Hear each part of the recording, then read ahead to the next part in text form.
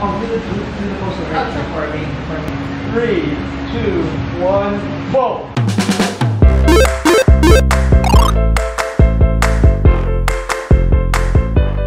For this video, we get to show you a cosplay shoot we did last year during San Diego Comic-Con 2018. Not exactly during the con, a week before the con. Short kwento about this, I usually fly kasi a week before Comic-Con so that I'm able to work with selected cosplayers. We book a studio. This time around, I was able to get Wonderland Studios in Orange County, somewhere around there. We were able to shoot some cosplay, and that's something I get to do often whenever I get to go to San Diego. Kasi controlled environment siya. I always make sure that I shoot before the con and not during the con. So as for the con itself, I like to enjoy it as a fan. But I digress. For now, we talk about Silk, one of the cosplay shoots we did. So I was lucky enough to work with Ryan Synth. So she's a Filipino-Japanese-American cosplayer based in the States. She flies in back and forth in Manila. She was here a couple of months ago. When we were able to shoot some more other costumes niya. But the first time I got to work with her was last year at LA. I'm gonna show you guys some shots and what we did for her Silk cosplay shoot.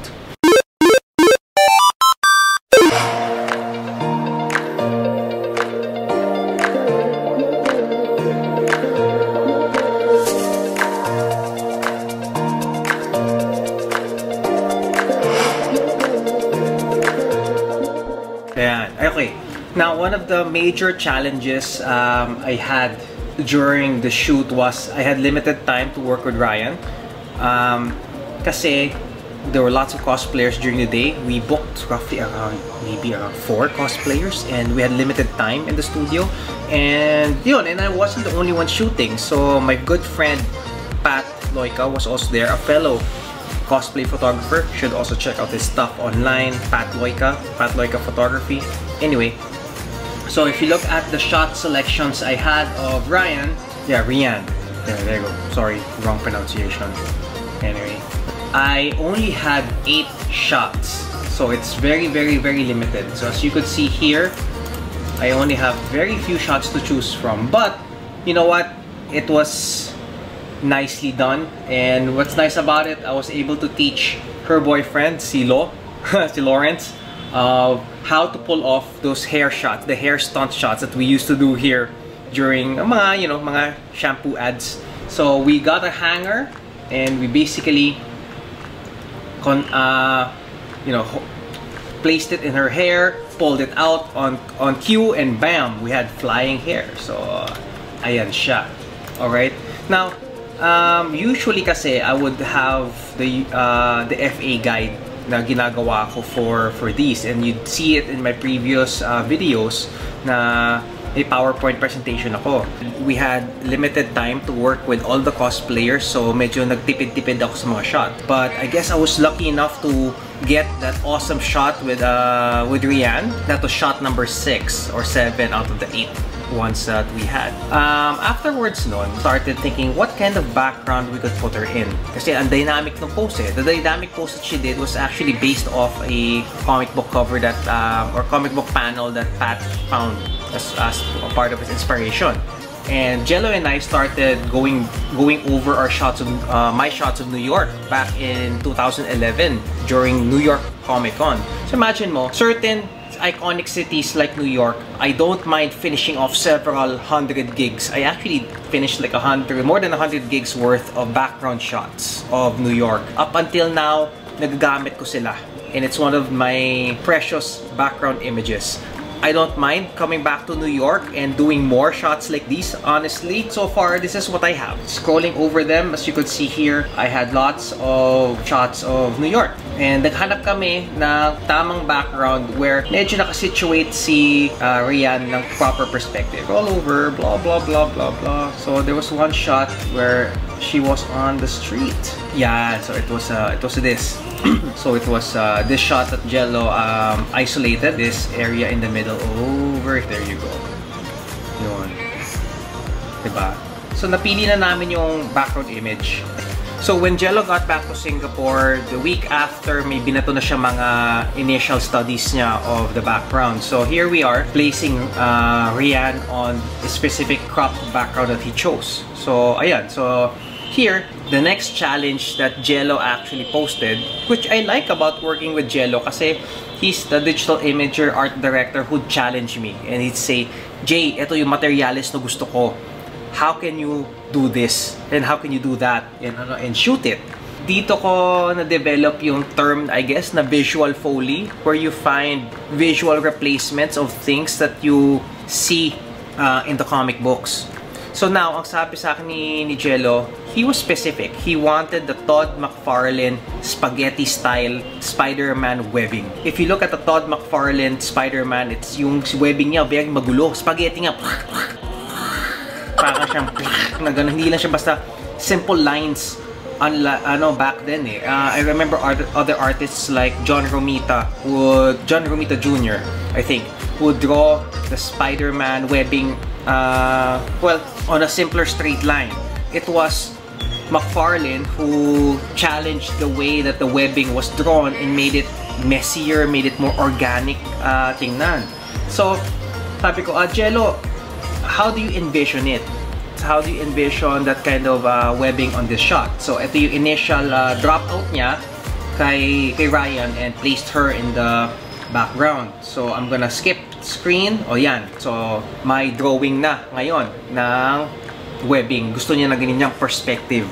As I will jump to another section of a video, I recorded a shoot where we did special effects. So, I'll jump to that and you'll see how we actually did the webbing, okay? During the shoot. This is for another day, alright? Habang malambot pa siya, gumawa ka ilang strips, diba? Pwede mo sila pag-bowling. Yung parang ilang strands ka na nagawa.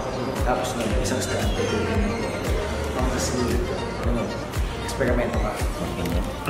Pang wrapping, pang hawakan. Yan o ganyan. Oo, pang pulupot na ganyan. Several ganyan. Kita ko na lang yung maganda. Oo. With the help ng super assistant kong si Rogimar, natunaw namin ang glue gun. Gumawa kami ng mga strips na ganito. If you can imagine, nilagay lang ito sa balde na tubig. Tapos kung ano man yung nagawa namin strips mula doon, gumawa lang kami ng spaghetti. Diba? Pinulupot. So, na-imagine namin yung spider web ni Todd McFarlane, ganun tsura. So, we're just gonna shoot this in different angles na lang. Iba-ibang korte, iba-ibang shape, para masama-sa siya.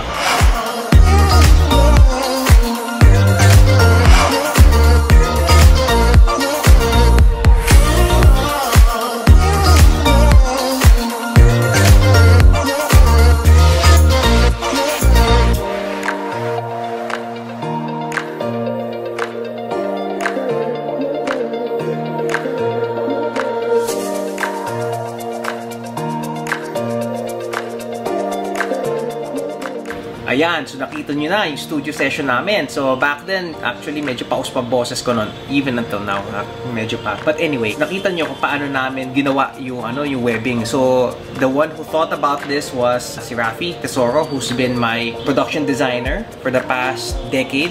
He's already based in New York, by the way, but I consulted with him over Messenger, and I asked him, "Oy, Rafi, how can you do the spaghetti style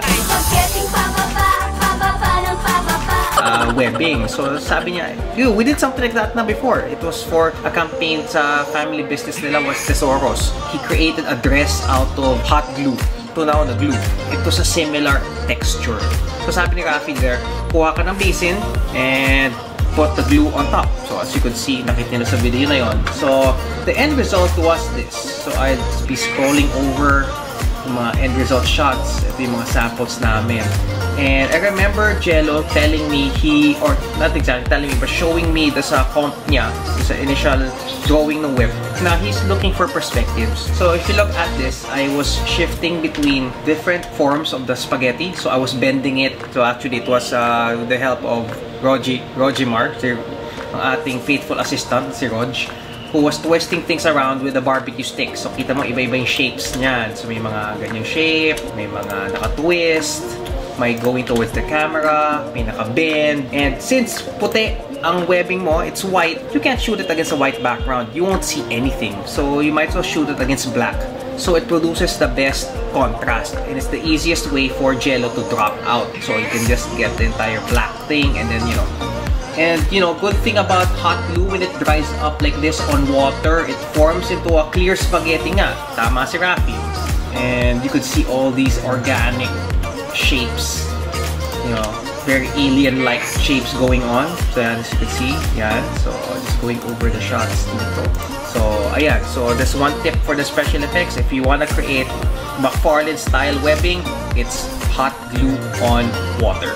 So after we shot the Todd McFarlane style webbing, so ito yung compre ni Jello showing the perspective. So when I showed him the material the following week, he was able to come up with this. You know, he was able to make good use of the bends that we did, plus the perspectives that we placed on the pieces of the twisted glue. From there, we pretty much medyo cruise control na kami dito, and we were just doing some little refinements na lang on the image. So by the third pass, we did a bit more motion blurs and a bit more blurring on the end so that hindi masyado stiff yung pagka-blend kay Rian into the background.